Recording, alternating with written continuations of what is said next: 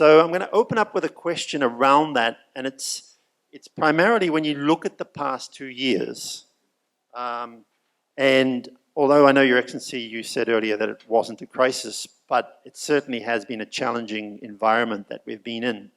And a challenging environment usually allows an organization the opportunity to reform, to restructure, to do any of those opportunities that we talked about. But just to open it up then, do you feel that your organization has taken real advantage of that situation? Because honestly, many of your stakeholders must be feeling a sense of crisis or a sense of urgency for that things need to be done. And if you don't mind, Your Excellency, I'll ask Haifa to start. Thank you very much, Philip. Indeed, the crisis has been rather prolonged in my view. And if you look back to the summer of 2014, when oil prices were as high as $110, I don't think at that point there was very many people that could have predicted that there would be such a decline in oil prices and a decline that would remain depressed for such a long time. So in a sense, it has been a wake-up call for our industry, which in my view had started to become rather bloated and inefficient in certain respects. Now, with respect to PDO, we are firm believers of the mantra, never waste a crisis. And this is notwithstanding the fact that our investment portfolio is actually rather lucrative, notwithstanding the prevailing oil prices. We are cognizant of the fact that we play a pivotal role in the economy of Oman. In fact, we do contribute directly some 70% to the economy. And with this in mind, our focus areas since before the crisis began was primarily around two key areas. It was around improving production and therefore revenue for our shareholders, and more specifically, the government, who own a 60% stake in PDO.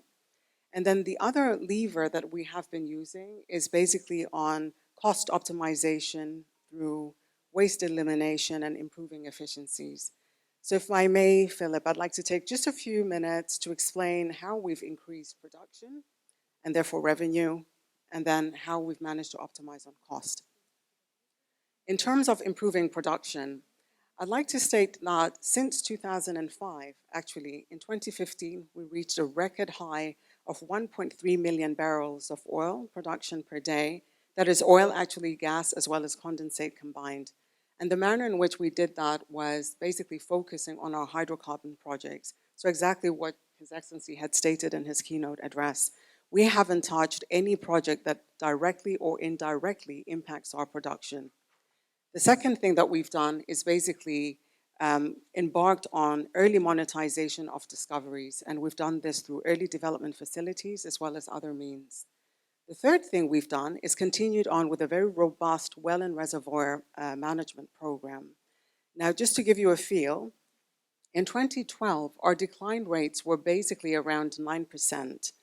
But with our robust well and reservoir management program, we managed to arrest our decline rate to a little over 4.5% in 2015. Philip, just to give you an overview, the average global decline rates with respect to fields are about 15%. So 4.8% is actually quite commendable, and it has served to increase our production on a day-to-day basis. The kind of things we do with respect to well and reservoir management include faster hookups, faster restoration of closed-in wells that we have, but also increasing the mean time between failure, so the run life, of our artificial lift equipment, so ESPs, PCPs. We also use beam pumps in the south. The other thing that we have with respect to well and reservoir management is very innovative from a technological perspective, audio-visual communication between the coast as well as the field. And this has been underlined by serious technology, some software that we call Nibras, that monitors wells on a day-to-day basis in terms of key performance indicators.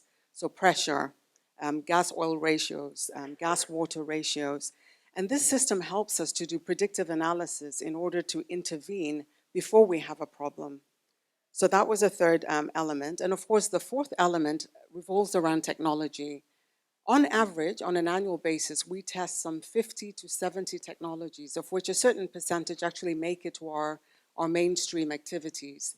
The two technologies that I did want to talk about, Philip, is with respect to the renewable sector. I'm really passionate about this area and really, I'm very happy about what PDO is doing. So the two areas are actually around water as well as solar.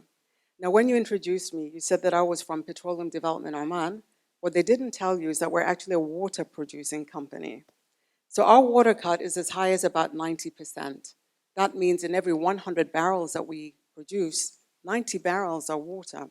And it is very expensive to treat produced water, and it is very energy inefficient rather, to dispose of it, because we do dispose of it using deep water disposal wells.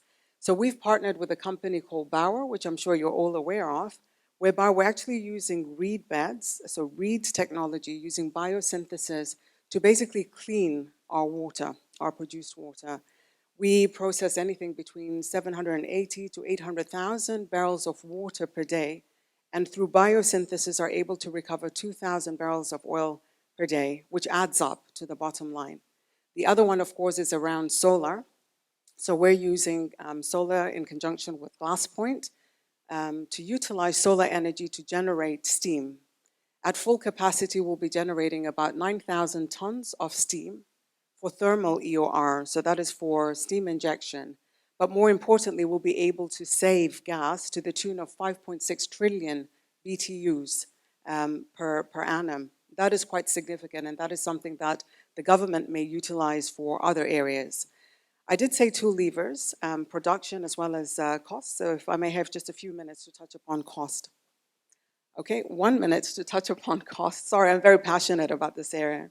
In terms of cost, so the main thing that we've done that has saved us some $3 billion on a 5-year period is actually working very collaboratively with our contractor community. We have 45,000 contractors, so we cannot work with all of them, but certainly the top 20% that do our strategic and tactical contracts, we've done something called contracts optimization reviews. It is a system that was developed by a company called Anklasaria, whereby we have a workshop and sit with them on a 4-day basis. We follow the money, we look at the critical costs, we challenge those critical costs, including standards and specifications that, I don't know, for some reason over the years ended up being rather gold-plated. So now we're back down to industry standard, and it has saved us in aggregate about $3 billion. That's excellent. Your Excellency, you've heard, I think, the panelists talk about investment as being a priority and resilience as being a priority. You've heard also, I think, Haifa and Mohammed talking about other diversified areas which they can look at within the oil and gas industry. But I think you've also seen the audience has said that one of the key areas that they have been thinking big business in Oman has been doing is cutting costs and restructuring. So my question to you is, do you think that while the panelists are talking about investment, do you think the major corporations in Oman have still taken the opportunity for this sense of crisis to reform and to actually, take advantage of the low price environment? To be honest with you, I think it's a tough question. It's a difficult question because we are getting into discussion of private sector involvement in this crisis or in finding solution. And personally, not as a government spokesman, I think the relationship between private sector and the public sector is work in progress, to say the least. Or actually the partnership needs to be improved. And in the defense of the government, we are trying to address that issue.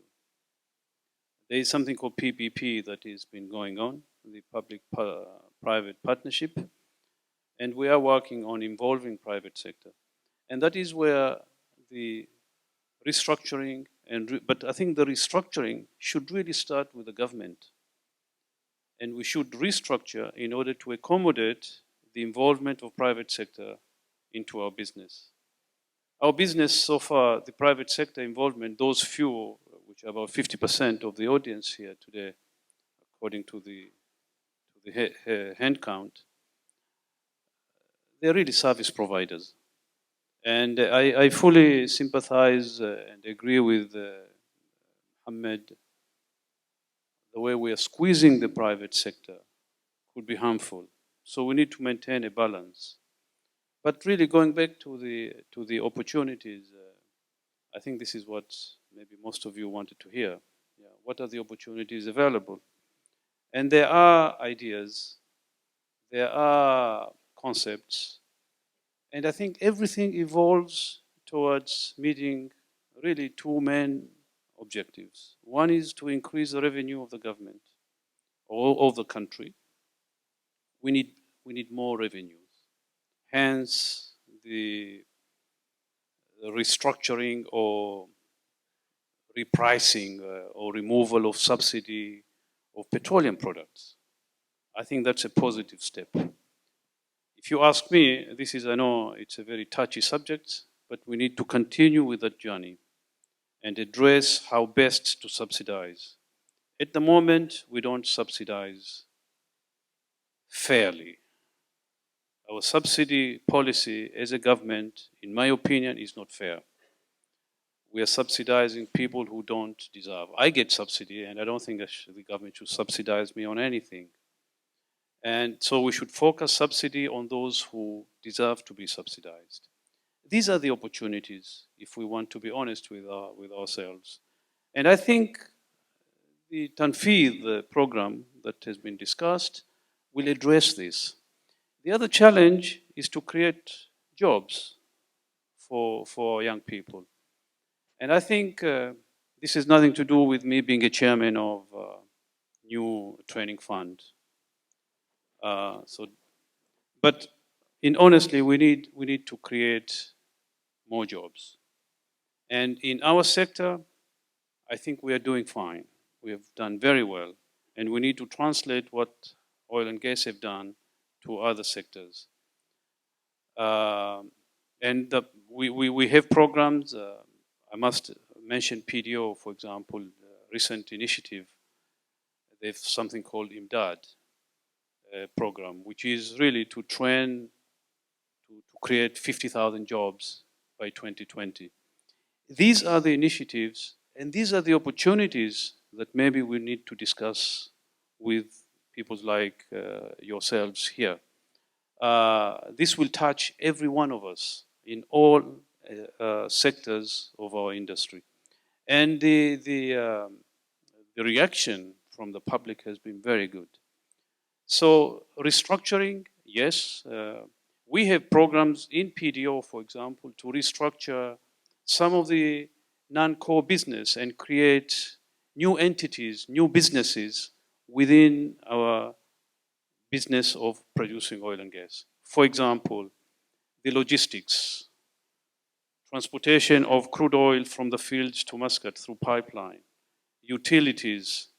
These are the businesses that we're discussing between the government and PDO and our private shareholders on how can we nurture those businesses in creating wealth and creating sustainability for the future.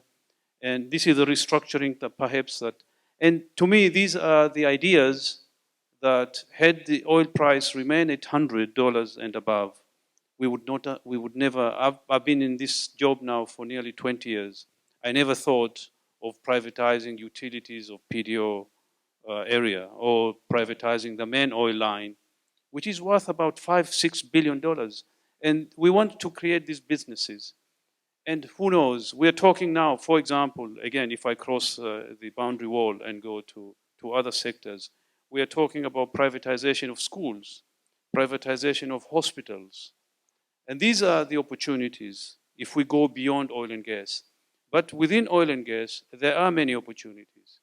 We, Oman Oil Company now, if I speak on behalf of the company, we are preparing brochures to invite private sector in the country to take part in our mega projects, something that we've never done it before. But any private sector, even on anyone who wants to take part in our refinery project, the information is available. These are the opportunities that we are talking about. Opportunities for everybody to take part in our mega projects, where in the past we had these silos that, or we had a concept that only government can do these projects.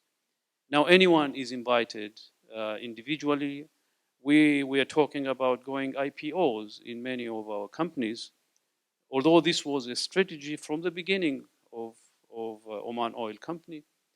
But maybe I use the word catalyst in my brief statement, and these are the catalysts that now have accelerated our thinking in bringing about changes, in involving everyone actually, even international investors, local investors, anybody who wants to take part. The doors are open in the discussion. If you go to Oman Oil today with an aim of investing, whether you are from Muscat or you are from Moscow, Isam will welcome you and he will discuss with you the opportunities that we have. And we've had some very good response from our neighbors in the region, from investors in the Far East, from investors, by the way, locally, who came to see us with aim of investing and taking equity into our major projects. We've never done this before. I've never seen that reaction. So opportunities, yes, there are opportunities. Challenges, as I said, we have many. Restructuring, yes, we need to restructure. We need to restructure our thinking as well, not just corporate restructuring. And I'm sure there are a lot of good people out there who are ready to contribute and find solution to our challenges, our problems. Haifa, yeah, one big thing that PDO could do, or you think the country could do? May I share a couple of big things? Nope, just one, sorry. No. Increased production is definitely one of it. I just didn't want the audience to misconstrue when I talked about cost savings, Right. because it's not just about austerity. It's really about a different way of thinking, embedding lean working practices. It is about employing more innovative contracting strategies, learning from various other sectors like offshoring, where they're using modularization for construction rather than stick build. But those are sort of the big ideas which are more internally focused. If we assess the situation, and your point was if it gets to $65, $70 by 2020, $50 is fine for PDO. 65, 70 is even better. So our big ideas are more externally focused. One of them is about securing more of a financial independence. I think you're aware that this summer we closed a pre-export finance deal for about $4 billion, 160 basis points above LIBOR. And that taught us that we can actually alleviate the pain from the government so they can utilize their funds on something else, whereas we can draw our own funds to fund our portfolio. So that is one aspect. Driving more value from our concession, but also optimizing on standalone assets with standalone revenues and trying to get some financing on the back of that. So utilities, infrastructure, pipelines is another example. The other big idea that we have is really evolving PDO into more of an energy company, encompassing renewables. So I did talk a little bit about Bower and the reed beds. What I didn't mention is that we have been experimenting based on the salinity of the water post-cleansing is actually very good for agricultural use. And we've tried out cotton, we've tried out eucalyptus, as well as castor, and more recently have signed a deal with Sabasic to plant castor and go into the castor oil industry. But the third really big idea is something that His Excellency has already mentioned, and that is about creating employment. So since 2011, PDO has created 22,000 jobs within the oil and gas sector, but our vision over the next 3 years is basically to create 50,000 jobs across various sectors. And the proof is in the pudding, as we might say.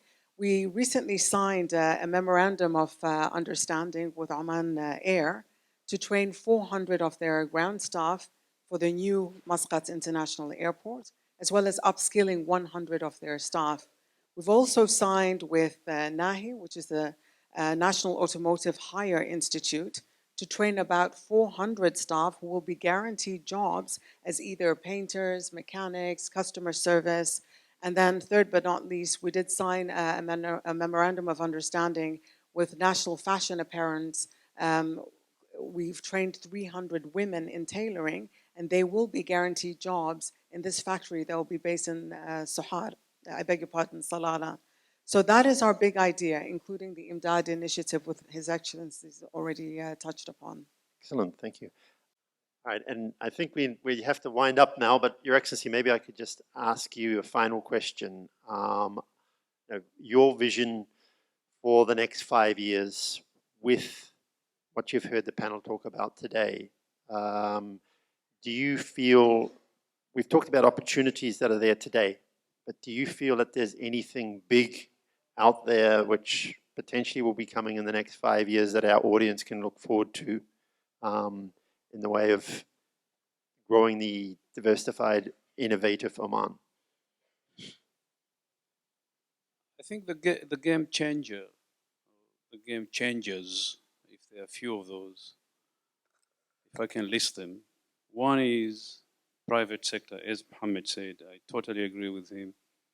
If there was a lesson that we learned out of this crisis, is we cannot play this game alone.